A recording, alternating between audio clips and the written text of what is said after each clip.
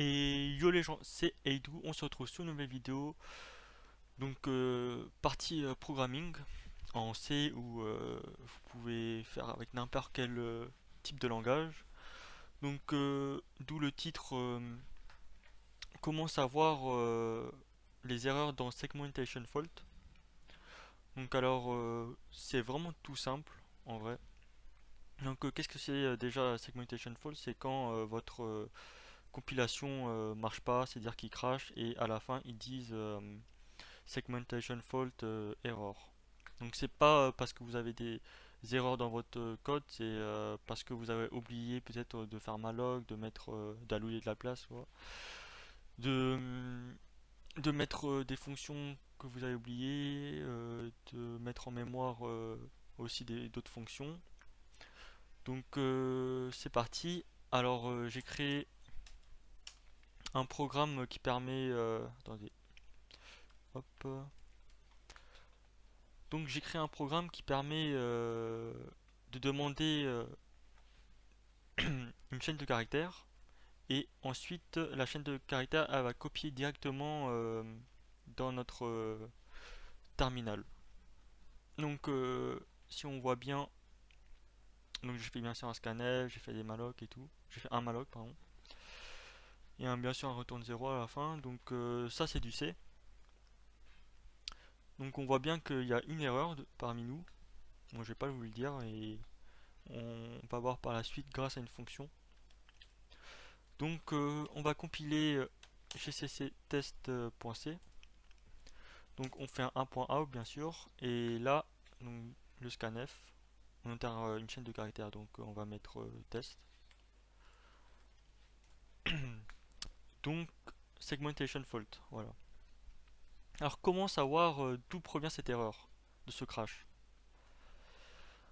Donc ça s'appelle valgrind. Je sais pas si vous connaissez. Valgrind c'est une fonction qui permet de voir qu'est-ce qu'il y a comme erreur dans le segmentation fault. Donc c'est parti. Alors vous faites valgrind, ensuite vous mettez votre compilation, donc vous compilez bien sûr avec votre a.out ou je sais pas avec un compilateur quoi. Donc a.out, hop. Ensuite ça s'initialise par le valgrind. On teste, on met un D par exemple. Donc là on voit bien qu'il y a des erreurs. Bon là on voit une erreur. Donc c'est dans strlen. Alors là, bon, mon programme il est petit, mais si vous avez un gros programme, par exemple, alors c'est très très important de faire une commande en plus lors de votre compilation. Donc je vais vous montrer. Il faut faire valgrind. Pardon. D'abord il faut compiler votre test.c. Ensuite vous mettez -g3. Donc g3 ça vous permet de savoir à quelle ligne provient l'erreur et quel point c. Donc là j'ai qu'un point c donc ça sert à rien. Mais pour vos gros projets, je sais pas, créer, refaire myls, d'autres choses, même printf, ça sera très intéressant. Donc vous faites valgrind .out ou votre compilation bien sûr, nom de compilateur. Donc ensuite vous mettez bon ça je teste voilà. Donc là on voit bien que c'est dans test.c dans le main. Donc l'erreur ça provient de strlen voilà.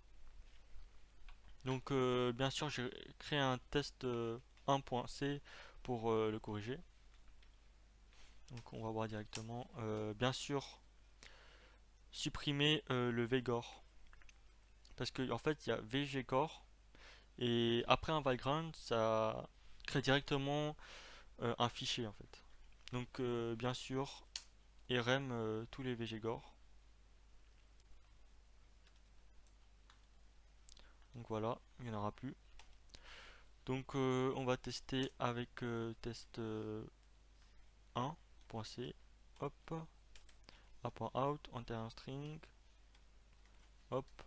Et là, ça recrée la string ma chaîne de caractères.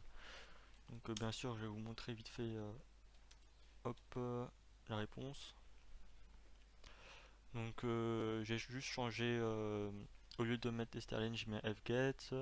J'ai changé mon char étoile en char tableau. Donc après, ouais, j'ai mis un strcpy aussi qui est très important. Et donc voilà, ça permet de faire ça. Donc voilà, ça sera tout pour cette vidéo. Donc j'espère que je vous ai bien aidé et n'hésitez pas de liker et de vous abonner. C'était Eidou.